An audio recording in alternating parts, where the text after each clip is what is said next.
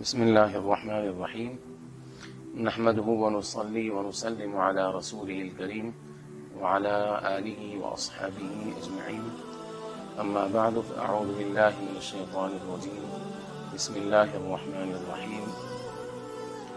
ولقد نصركم الله ببدر وأنتم أذلة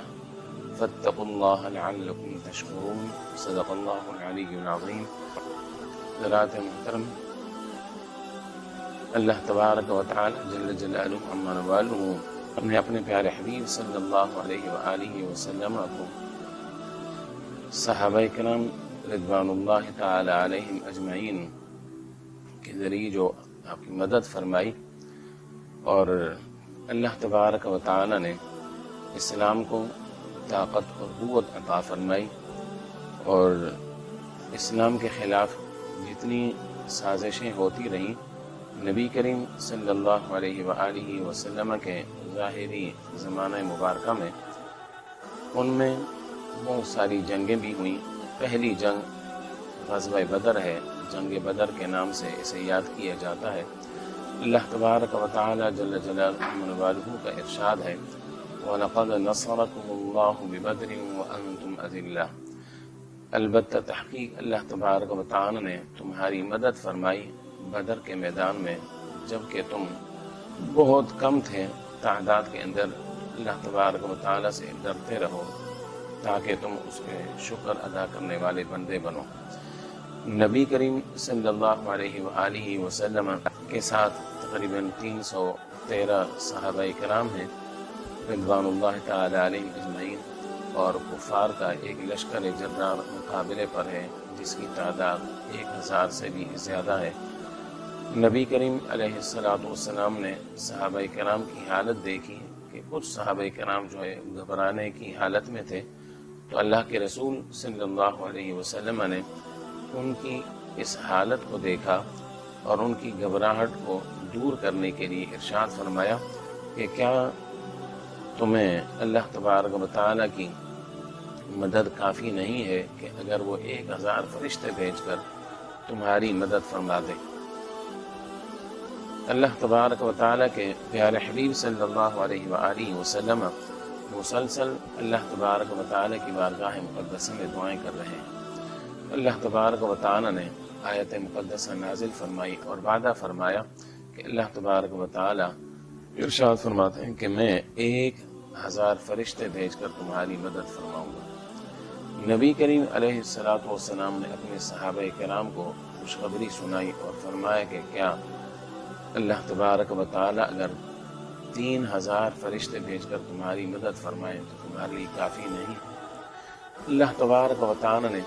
پھر اس کے بعد ارشاد فرمایا بلا ان تصبروا وتتقوا، ہاں کیوں نہیں، اگر تم صبر کرتے رہے اور تم نے تقوی اختیار کیا اور کفار تم پر یک بارگی حملہ کر بیٹھے، اللہ تبارک و تعالی تمہاری کیسے مدد فرمائے گا؟ فرمایا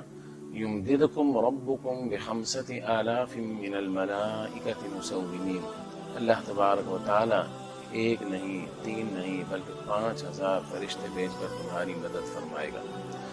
اور صحابہ کرام رضوان اللہ تعالی علیہ اجمعین فرماتے ہیں کہ نبی کریم علیہ السلام نے پہلے سے ہی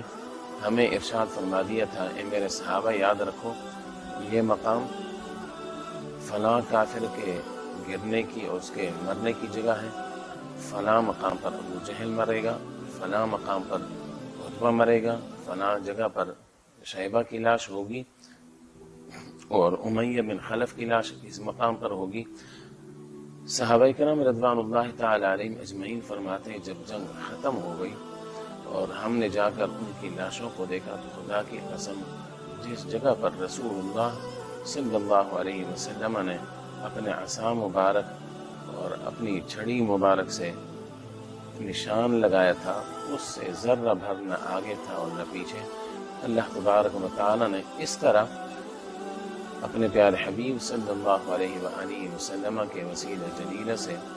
صحابہ کرام رضوان اللہ تعالی علیہ اجمعین کے اس لشکر جرار کو فتح عطا فرمائی. اور اس دن کو اللہ تبارک و تعالی نے یوم الفرقان فرمایا، یعنی وہ دن کہ جس دن حق اور باطل کے درمیان اللہ تبارک و تعالی نے واضح طور پر جدائی فرما دی۔ اللہ تبارک و تعالی جل جلالہ امن والہ آج بھی ہم تمام مسلمانوں کو جذبہ جہاد اور شوق شہادت عطا فرمائے، اور جب تک یہ جذبہ مسلمانوں کے اندر رہا تو مسلمان غالب رہے، اور جب مسلمانوں نے جذبہ جہاد چھوڑ دیا اور ان کے دلوں کے اندر سے شوق شہادت نکل گیا، مسلمان مغلوب ہو گئے۔ اللہ تبارک و تعالی ایک مرتبہ پھر مسلمانوں کو یہ جذبہ عطا فرمائے۔ آمین وآخر دعوانا ان الحمد للہ رب العالمین۔